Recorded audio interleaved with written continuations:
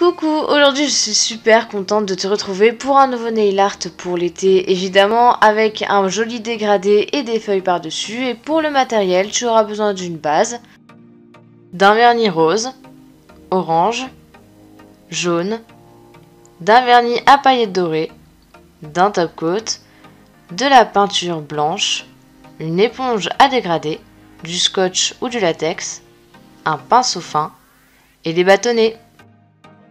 Comme d'habitude, tu le sais très bien, je vais prendre ma base que je vais appliquer sur tous mes ongles pour bien les protéger avant d'appliquer le vernis de couleur. Une fois que ma base est sèche, je vais appliquer mon vernis jaune sur tous mes ongles en une seule couche. Ça va me permettre de faire entre guillemets une base pour que mon dégradé qui est au-dessus soit beaucoup plus opaque plus facilement. J'ai donc pris la couleur la plus claire de mon dégradé, mais tu peux aussi prendre du blanc. Ensuite, je viens protéger le contour de mes ongles avec du scotch, mais tu peux aussi prendre du latex. Ça va me permettre d'avoir moins de nettoyage par la suite à cause du dégradé.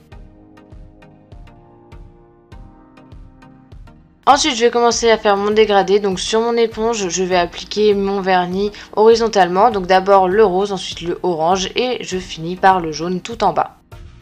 Je n'attends pas et je vais venir tapoter mon éponge de gauche à droite. Si je n'ai plus assez de vernis sur mon éponge, évidemment, j'en rajoute. Par contre, sur mon majeur, mon auriculaire et mon pouce, je viens disposer le rose au niveau des cuticules et le jaune tout en bas de mon ongle.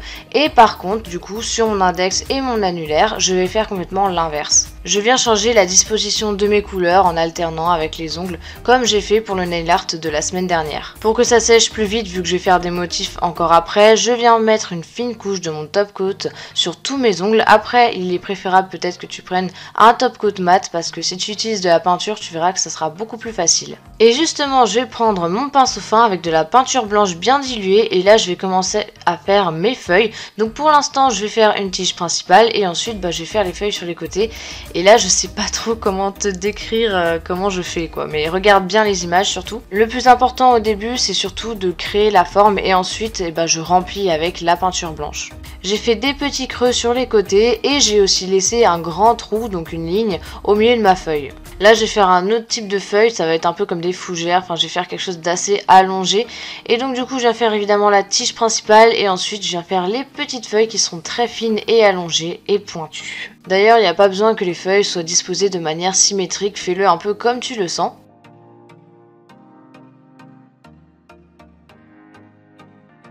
Ensuite, je suis passée à mon annulaire et j'ai fait exactement pareil, sauf que la feuille que j'ai fait en premier sur mon majeur, je l'ai fait un peu plus petite, et l'autre, la deuxième que j'ai fait sur mon majeur, je l'ai fait plus grande. Enfin, j'essaye un peu d'alterner les grandeurs et les tailles. Et bien sûr, je fais aussi attention à laisser un peu d'espace pour aérer mon ongle, pour pas que ce soit trop tassé. D'ailleurs, on voit à la caméra qu'il y a un angle assez bizarre de ma main, mais c'est parce que je bouge ma main pour faciliter mes mouvements, donc n'hésite pas à le faire, ça c'est très important. Il faut aussi surtout pas hésiter à utiliser un bâtonnet avec de l'eau et gratter, vu que c'est de la peinture, ça partira tout seul.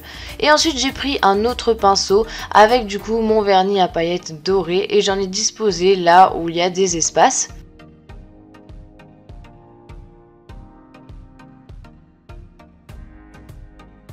Et une fois que tout est terminé et que je suis satisfaite, je viens appliquer mon top coat avec une grosse goutte que j'étale du bout du pinceau en faisant attention à ce que rien ne bave, mais normalement il n'y a pas de risque. Cette étape elle est primordiale vu que j'ai utilisé de la peinture parce que ça partira avec de l'eau si je ne mets pas mon top coat. Et voilà, cette vidéo s'achève ici, j'espère qu'elle t'a plu et surtout que ce nail art t'a plu, il est assez simple à réaliser je trouve. Si tu as des idées de nail art que je pourrais reproduire, n'hésite pas à me dire tout ça dans les commentaires. On se reverra très bientôt pour une nouvelle vidéo et en attendant je te fais de très gros bisous, salut!